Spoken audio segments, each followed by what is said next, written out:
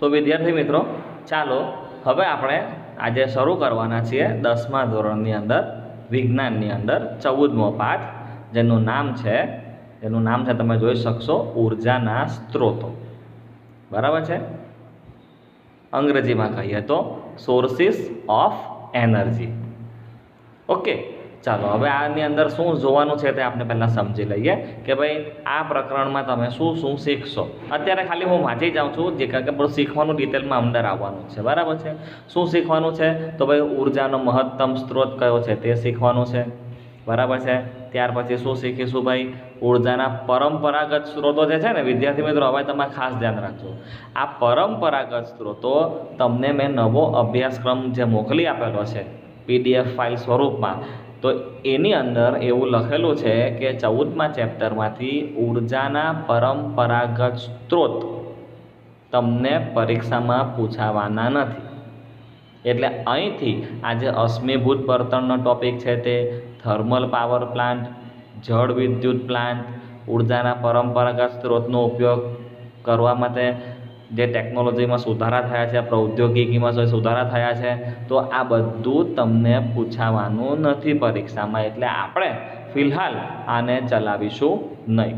પછી તમે જ્યારે ભેગા થશો, જ્યારે આપણે ફિઝિકલી ભેગા થઈશું, મળશું, બરાબર? અત્યારે તો ઓનલાઈન ભણીએ છીએ, તો જ્યારે આપણે ભેગા થઈને ભણીશું ત્યારે એનું શું કરીએ એ આપણે સાથે મળીને ચર્ચા કરી લઈશું. અત્યારે આ નથી પૂછાવાનું એટલે એટલો પોર્શન આપણે ઓમિટ કરીશું, એટલો આપણે નહીં કરાવીશું.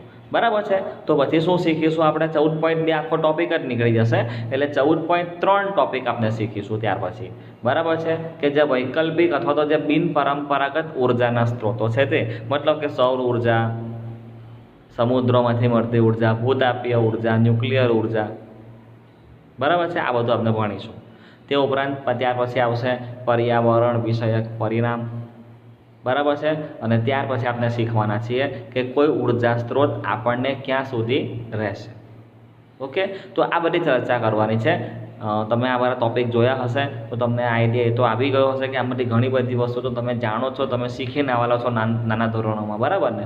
બીજું તમે એ પણ મનોમન પ્લાન બનાવી લીધો હશે કે આ જે ચેપ્ટર છે તે સમજવાનું ખૂબ જ ઇઝી રહેશે, અને તમારી જે વિચારસરણી છે એ વાત પણ સાચી છે કે આપણે આની અંદર ઘણી બધી વસ્તુ ઇઝી સમજવાનું છે. બરાબર છે? ચાલો શરૂઆત કરીએ પહેલા સવાલથી. બરાબર છે? ક્યારે શરૂ કરીશું ભાઈ? પછી નવનીતનો જે સૌથી પહેલો સવાલ છે ત્યાંથી આપણે શરૂઆત કરીએ છીએ. શું પ્રશ્ન છે જુઓ, કે આપણી આસપાસમાં ઉપયોગમાં લઈ શકાય એવી, ભાઈ આપણી આસપાસમાં ઉપયોગમાં લઈ શકાય એવી ઉર્જા ઓછા ઉપયોગી ઉર્જાના સ્વરૂપમાં ગુમાવાય છે. મતલબ જો આ લોકો વિદ્યાર્થી મિત્રો શું સમજાવવાની કોશિશ કરે છે કે આપણે આપણી આસપાસ જે કંઈ ઉર્જા છે ને, જે વાપરી શકાય એવી ઉર્જા છે, તો એ ઉર્જા આપણે મેળવીએ તો છે, પણ જ્યારે આપણે એ ઉર્જાનો ઉપયોગ કરવાનું શરૂ કરીએ છીએ ને ભાઈ, તો શું કહે છે કે જેટલી ઉર્જા એ વસ્તુ પાસે હોય, એ પદાર્થ પાસે હોય ને, એ પૂરેપૂરી ઉર્જા આપણે એની પાસેથી વાપરી શકતા નથી. એનો પૂરેપૂરો ઉપયોગ આપણે કરતા નથી. એ પદાર્થમાં જેટલી ઉર્જા રહેલી છે એ ઉર્જાનો આપણે પૂરેપૂરો ઉપયોગ કરી શકતા નથી. ખ્યાલ આવે છે? એ ઉર્જામાંથી એમ કહી શકાય કે ઓછી ઉર્જા આપણે ઉપયોગમાં લઈએ છીએ. અને સવાલ છે ને તે સમજવાનો ખાસ જરૂરી છે કે ઓછા ઉપયોગી ઉર્જાના સ્વરૂપમાં આપણે એને ગુમાવી દઈએ છીએ. વસ્તુ પાસે જેટલી ઉર્જા હોય ને એટલી પૂરેપૂરી ઉર્જા આપણે વાપરી શકતા નથી. થોડી ઓછી ઉર્જા વાપરી શકીએ છીએ, વધારે ઉર્જા તો વેસ્ટ થઈ જાય છે, ગુમાવાઈ જાય છે. એ વસ્તુ આપણે આ સવાલના જવાબમાં સમજવાની છે, તે પણ ઉદાહરણ સહિત. પહેલાં આપણે છે ને ઉદાહરણ સમજીએ. પહેલાં છે ને વિદ્યાર્થી મિત્રો, આના જવાબમાં હું આ ઉત્તર હમણાં નથી સમજાવતો, પહેલાં આનું ઉદાહરણ જુઓ. ઉદાહરણ સમજીશું ને એટલે ઉપર આપણને આ જે ટોપિક છે એમાં વધારે ખ્યાલ આવશે. તો પહેલાં આપણે ઉદાહરણ સમજીએ. જો શું કહે છે ઉદાહરણ નંબર 1. જો કોઈ પ્લેટને, આપણી પાસે સમજો કે કોઈ કાચની પ્લેટ છે, બરાબર છે, ચીનાઈ માટીમાંથી બનાવેલી કોઈ પ્લેટ છે, એને ઊંચાઈએથી પડતી મૂકવામાં આવે તો પ્લેટની સ્થિતિ ઉર્જાનો અધિકતમ ભાગ જમીન સાથે અથડાતી વખતે ધ્વનિ ઉર્જામાં પરાવર્તિત થઈ જાય છે. વાત એકદમ સાચી. જ્યારે પણ કોઈ પ્લેટ ઉપરથી નીચે પડે, જમીન સાથે અથડાય, એટલે પ્લેટની અંદર સ્થિતિ ઉર્જા રહેલી છે. જો તમને એવું મન થાય કે સર આ પ્લેટમાં પણ કોઈ ઉર્જા રહેલી હોય, તો તમે એક વસ્તુ સમજવામાં જરાક પણ ભૂલ નહીં કરતા વિદ્યાર્થી મિત્રો, કે વિશ્વમાં રહેલા કોઈ પણ પદાર્થની અંદર ઉર્જા હંમેશા હોય ને હોય જ છે. ધારો કે વસ્તુ સ્થિર અવસ્થામાં હોય તો એટલું પણ સમજી લેજો કે એની પાસે સ્થિતિ ઉર્જા છે. હવે કર્યું શું કે આ પ્લેટને આપણે અમુક ઊંચાઈથી ફેંકી દીધી, પડી ગઈ, તો જમીન સાથે અથડાશે તો ભાઈ પ્લેટમાં કઈ ઉર્જા હતી, તો આપણે કહી શકીએ આરામથી કે ભાઈ પ્લેટ પાસે સ્થિતિ ઉર્જા હતી. જમીન સાથે અથડાશે ને એટલે અવાજ થાય, ફટ અને તૂટી જવાનો અવાજ આવશે, બરાબર છે. તો શું કહે છે કે અથડાવાથી પ્લેટની અંદર જે સ્થિતિ ઉર્જા હતી એ ધ્વનિ ઉર્જામાં પરાવર્તિત થઈ ગઈ, એનું ધ્વનિ ઉર્જામાં રૂપાંતર થઈ ગયું. હવે તમે મને કહો કે આ જે ધ્વનિ ઉર્જા ઉત્પન્ન થઈ પ્લેટમાંથી, એનો તમે ક્યાં ઉપયોગ કરી શકો? તમે કહેશો કે ઉપયોગ કરી શકીએ જ નહીં. વાત સાચી છે ને? તો ઉપર પ્રશ્નમાં આ જ વસ્તુ સમજાવેલી છે ને, કે જ્યારે પણ તમે કોઈ પ્રકારની ઉર્જા વાપરવાનું વિચારો છો ને, તો શું કહે છે કે એ ઉપયોગી ઉર્જાના સ્વરૂપમાં ગુમાવાય છે.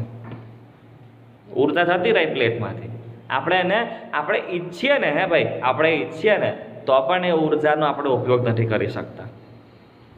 તે ઉપરાંત હજુ આગળ વાંચું સાંભળજો કે આ જે ધ્વનિ ઉર્જા છે ને એ પુનઃ આપણે ઉપયોગમાં પણ નથી લઈ શકતા. એક વખત ઉર્જા ઉત્પન્ન થઈ ગઈ, પટી ગયો, અવાજ આવવાનો બંધ થઈ ગયો, ઉર્જા જતી રહી, હવે આપણે એનો પુનઃ ઉપયોગ કરવો હોય ને તો એ પણ પોસિબલ નથી.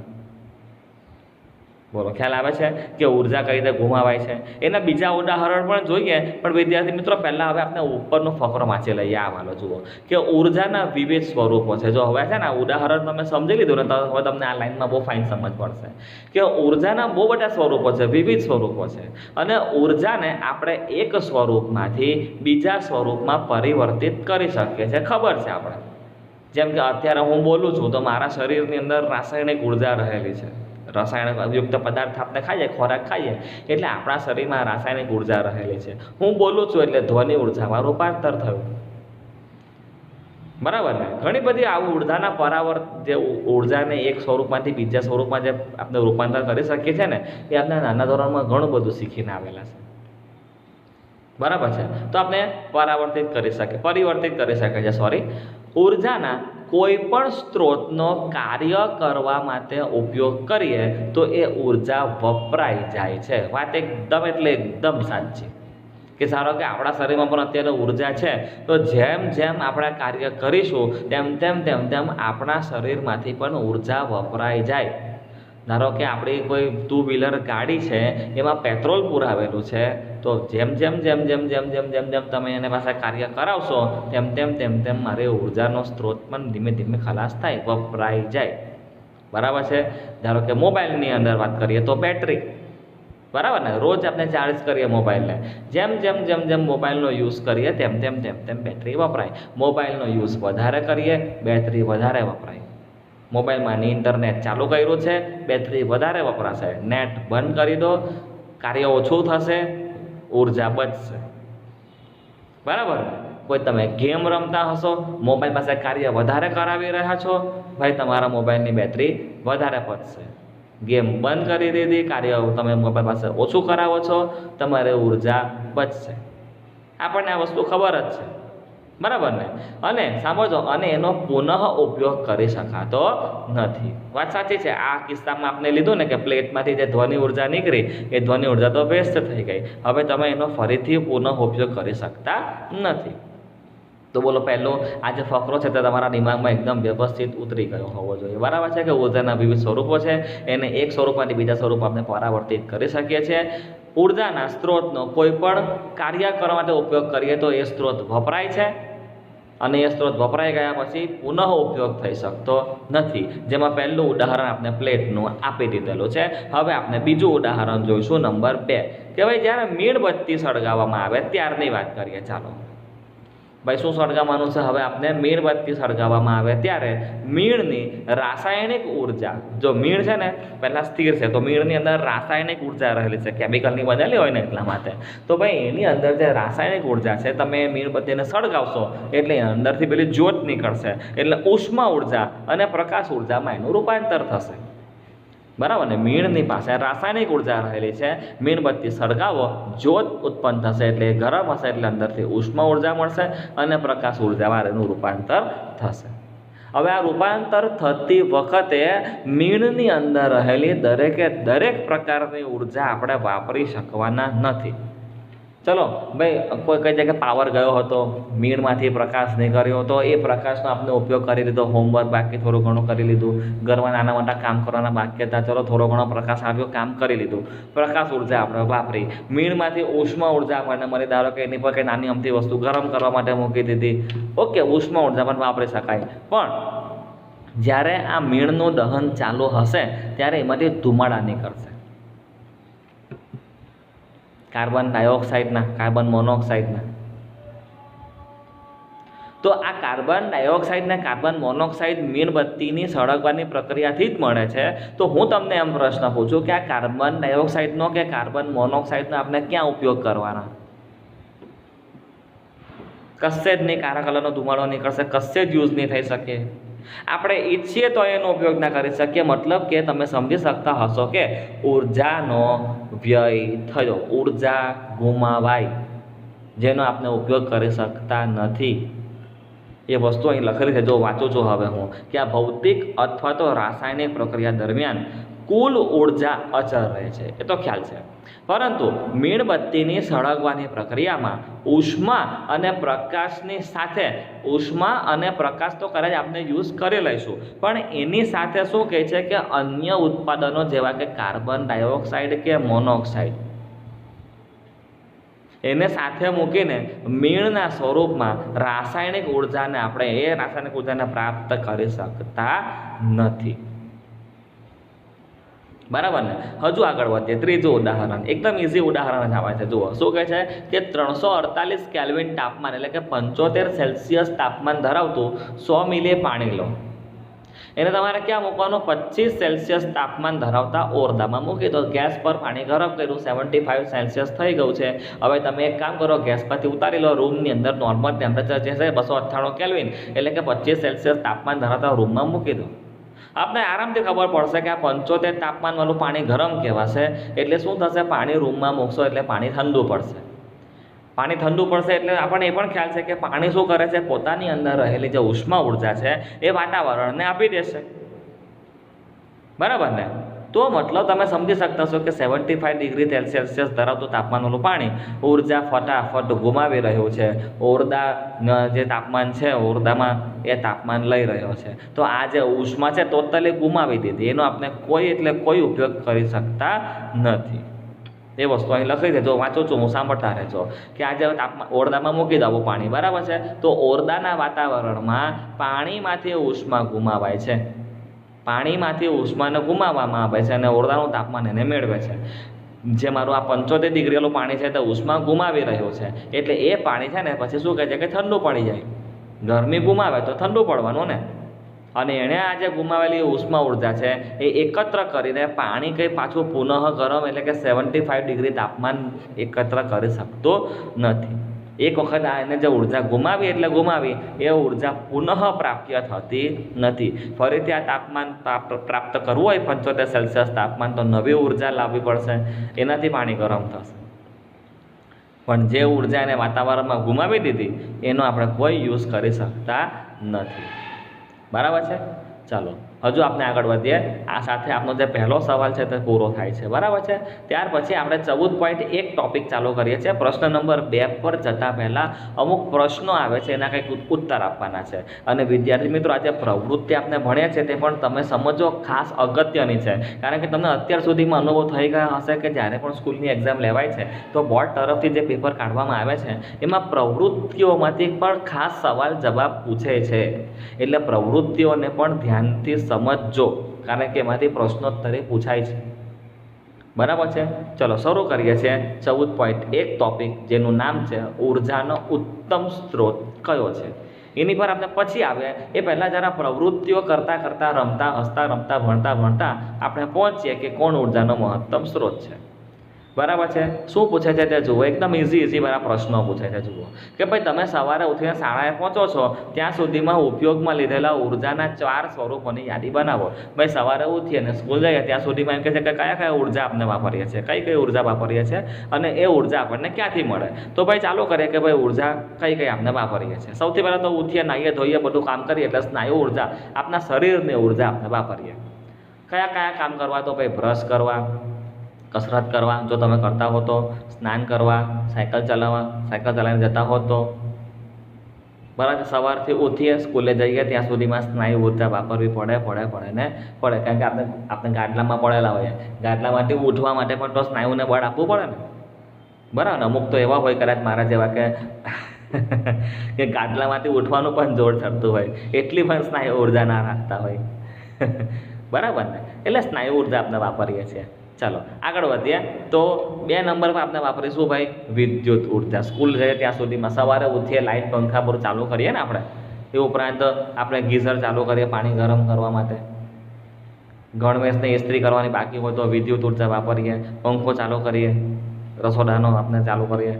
બરાબર ને. તો આપણે સ્કૂલે જઈએ ત્યાં સુધીમાં વીજળી ઉર્જા પણ વાપરીએ છીએ. બાથરૂમમાં નાહવા ધોવા જાય તો બલ્બ ચાલુ કરીએ આપણે. બરાબર ને. તો વિદ્યુત ઉર્જા વપરાય આપણે. આગળ વધીએ છીએ, ખાસ સમજતા રહેજો. બળતણ ઉર્જા વાપરીએ. બળતણ ઉર્જા અથવા તો પીએનજી. અમુક શહેરોમાં પીએનજી લોકો યુઝ કરે છે, પેટ્રોલિયમ નેચરલ ગેસ. આપણા શહેરમાં આપણે એલપીજી વાપરીએ છીએ. રાંધવાના ગેસનો બાટલો હોય તો એલપીજી, કોઈના ઘરમાં ગેસ લાઈન હોય તો સીએનજી, કોમ્પ્રેસ્ડ નેચરલ ગેસ.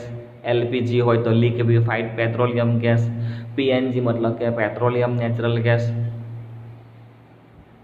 બળતણ ઉર્જા કોઈ પણ આપણે વાપરીએ જ્યાં સુધી સ્કૂલે જાય ત્યાં સુધીમાં.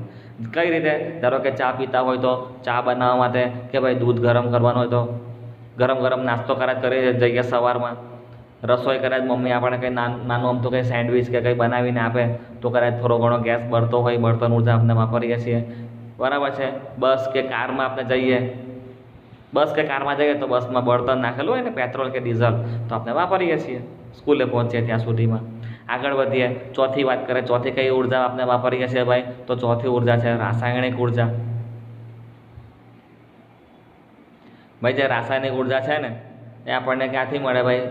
તો હવે આપણે ખોરાક ખાઈએ ને, નાસ્તો કરીએ, બપોરનું ભોજન ખાઈએ, સવારે નાસ્તો કરીને સ્કૂલે ગયા તો રાસાયણિક ઉર્જાને આપણા શરીરમાં જવાની કે નહીં જવાની ભાઈ? જેનો આપણે ઉપયોગ કરીએ. બરાબર છે. તો આ 4 વસ્તુ અહીં પૂરી થાય છે. એકદમ તમે સમજી શકતા છો કે ભાઈ એકદમ ઇઝી વસ્તુ છે. બરાબર છે. હજુ આગળ વધીએ, ઇઝી વસ્તુ આગળ વધારીએ છીએ. નંબર 2 લઈએ છીએ ભાઈ. આ વિવિધ પ્રકારની ઉર્જા આપણને ક્યાંથી મળે ભાઈ? જેમ કે સ્નાયુ ઉર્જા આપણે વાપરી કે નહીં વાપરી? શરીરમાં સ્નાયુ હોય તો આ ઉર્જા આપણને ક્યાંથી મળે? તો ભાઈ સ્નાયુમાં સંગ્રહિત એટીપીમાંથી. યાદ કરો 9મા ધોરણમાં આપણે શીખીને આવેલા છીએ કે ભાઈ એટીપીમાંથી આપણને ઉર્જા મળે. ભાઈ આપણે જે વીજળી વાપરીને તો વીજળી આપણને ક્યાંથી મળે છે? તો ભાઈ વીજ પાવર સ્ટેશનમાંથી. આપણે સુરતમાં રહીએ છીએ, બધા સિટી વિસ્તારમાં રહે છે તો સમજો કે ટોરન્ટ પાવર આપનું વિદ્યુત ઉર્જા ત્યાંથી આવે છે. નંબર 3ની વાત કરીએ કે ભાઈ બળતણ ઉર્જા ક્યાંથી મળે? તો ભાઈ બળતણ આપણે ગેસ સ્ટેશનમાંથી મળે છે. ખબર છે ને આપની ગેસ કંપની, પીળા કલરના પાઇપ આવે તો પછી ગેસ સ્ટેશન જે હોય તે આપણને ગેસ પહોંચતો કરે છે. બરાબર છે. 4 નંબર પર છે કે આપણે રાસાયણિક ઉર્જા ક્યાંથી મળે? તો ભાઈ ખોરાક ખાઈએ એટલે રાસાયણિક ઉર્જા મળે. ઓકે. એ બધી વસ્તુ એકદમ ઇઝી છે, તમે સમજી શકો એ રીતે જ છે. બરાબર ને. આગળ વધીએ. ચાલો હવે પ્રશ્ન નંબર 3 લઈએ. ચાલો પ્રશ્ન નંબર 3 શું પૂછે તે જુઓ. શું આપણે તેને ઉર્જાનો સ્ત્રોત કહી શકીએ? હા તો કહી શકીએ ને. ત્યાંથી જે જગ્યા પરથી ઉર્જા મળે એ જગ્યાને ઉર્જાનો સ્ત્રોત કહેવાય. તો આને ઉર્જાનો સ્ત્રોત કહી શકાય. તો જવાબ લખેલો છે કે ભાઈ હા કહી શકીએ ઉર્જાનો સ્ત્રોત, કારણ કે વિવિધ કાર્ય કરવા માટે જુદા જુદા સ્વરૂપે આપણને ઉર્જા પૂરી પાડે છે આ જગ્યા, એટલે આપણને ઉર્જાનો સ્ત્રોત આરામથી કહી શકીએ.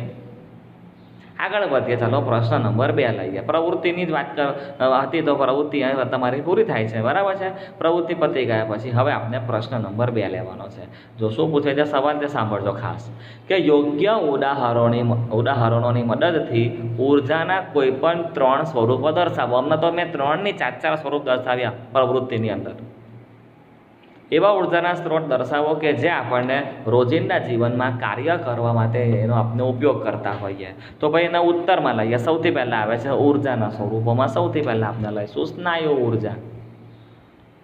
શું આપણે કાર્ય કરે સ્નાયુ ઉર્જાની મદદથી? તો કંઈ વિવિધ ભૌતિક કાર્ય કરવા, હલવા માટે, નાચવા માટે, કૂદવા માટે, હોમવર્ક કરવા માટે, એક જગ્યા પરથી બીજી જગ્યા પર જવા માટે, કે કેટલા રોજના જીવનમાં આપણે કામ કરતા હોઈએ તો એ માટે સ્નાયુ ઉર્જા વપરાય. એક ઉદાહરણ ખાલી લખેલું છે કે સાયકલ ચલાવીને સ્કૂલે જઈએ એટલે સ્નાયુમાંથી ઉર્જા વપરાય. 2 નંબર પર આવે છે વિદ્યુત ઉર્જા. તો એનો ઉપયોગ શું કરીએ? અલા ભાઈ, તો વીજ ઉપકરણો ઘરમાં હોય કે નહીં, એસી, લાઇટ, ટીવી, પંખા બધું ચલાવવા માટે, વિવિધ વીજ ઉપકરણો ચલાવવા માટે. એનું એક ઉદાહરણ તો ભાઈ સ્ટ્રીટ લાઇટને પ્રકાશિત કરવી હોય તો વાપરી શકીએ. નંબર 3 પર આવી રહ્યું છે બળતણ ઉર્જા. ભાઈ બળતણ ઉર્જા આપણે વાહનો ચલાવવા ઉપયોગ કરીએ છીએ, જેમ કે ટ્રક, ટ્રેન બધું ચલાવવું હોય તો ડીઝલનો આપણે ઉપયોગ કરીએ છીએ,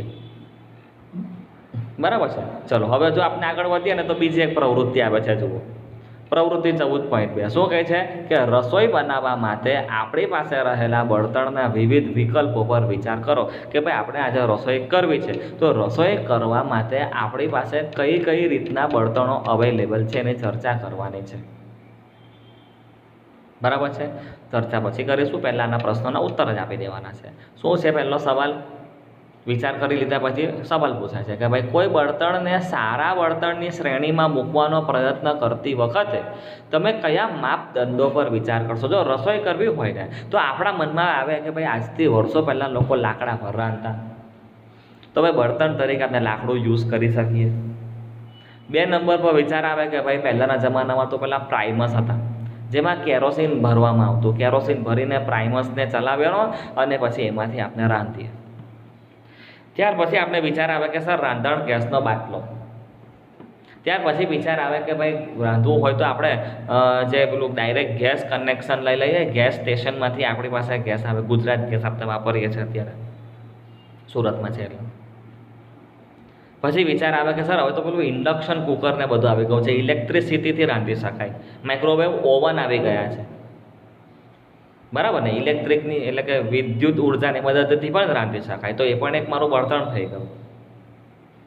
તો જો મેં કયા કયા સ્ત્રોતો વિચાર કર્યા રસોઈ કરવા માટે?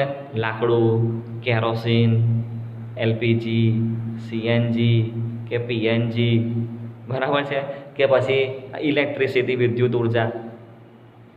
આ બધો વિચાર કરી લીધા પછી મને પ્રશ્ન પૂછવામાં આવ્યો છે કે કોઈ બળતણને સારા બળતણની શ્રેણીમાં મૂકવું હોય તો કયા કયા માપદંડ વિચારીએ કે ભાઈ કયું બળતણ સારું કહેવાય? તો પહેલું તો હું એવું વિચારું કે એવું બળતણ સારું કહેવાય કે જેને બાળવાથી મને વધારે ઉર્જા મળે, બરાબર કે નહીં? ધારો કે કોઈ વસ્તુ એવી છે કે જેને હું બાળું, દહન કરું તો એકદમ ઓછી ઉર્જા મને મળે છે. તો એકદમ ઓછી ઉર્જા મળતી હોય તો એને રસોઈમાં હું વાપરું જ નહીં ને ભાઈ. બીજું હું એવું વિચારું કે કોઈ બળતણને સારું ક્યારે કહેવાય કે જ્યારે એ છે ને ધુમાડો ઓછો ઉત્પન્ન કરે. હવે જો લાકડું બાળીએ ને કે પેલું કેરોસીન બાળીએ ને તો ધુમાડા બહુ થાય. એટલે ચેક કરો કે તમે ક્યારેય પણ લાકડા પર કોઈ વસ્તુ રાંધવા કે મૂકવાની હોય, પાણી ગરમ કરવા પણ મૂકવાનું હોય ને તો ઘરના રસોડામાં, ઘરના આવા બંધિયાર ઓરડામાં ક્યારેય પણ લાકડા પર રસોઈ થતી નથી. વાડામાં જવું પડે, કાં તો ઘરની બહાર જવું પડે, કાં તો અગાસીમાં જવું પડે, કાં તો કોઈ ખુલ્લી જગ્યામાં જવું પડે, બરાબર છે. તો હું એવું ઈચ્છું કે સારું બળતણ કોને કહેવાય? તો ભાઈ જે ધુમાડા ઓછા ઉત્પન્ન કરે તે. હવે આપણે અત્યારે ઘરમાં જે ગેસ વાપરીએ છીએ ને ભાઈ એમાં ધુમાડા ઉત્પન્ન થતા જ નથી.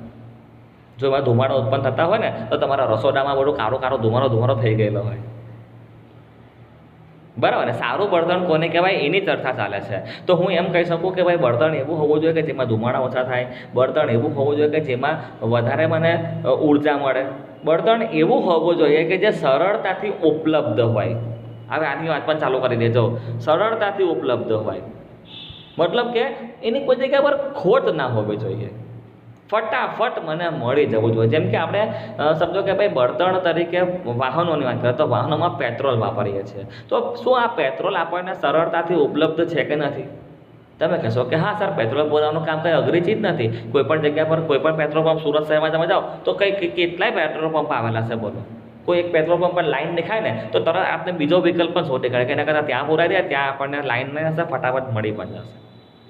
બરાબર ને, સરળતાથી ઉપલબ્ધ છે. તમે ક્યારે એવું પણ સાંભળો ખરી કે પેટ્રોલ પંપ પર પેટ્રોલ પુરાવા ગયા અને ના પાડી દીધી કે ભાઈ આજે પેટ્રોલ નથી આવ્યું, ખલાસ થઈ ગયું?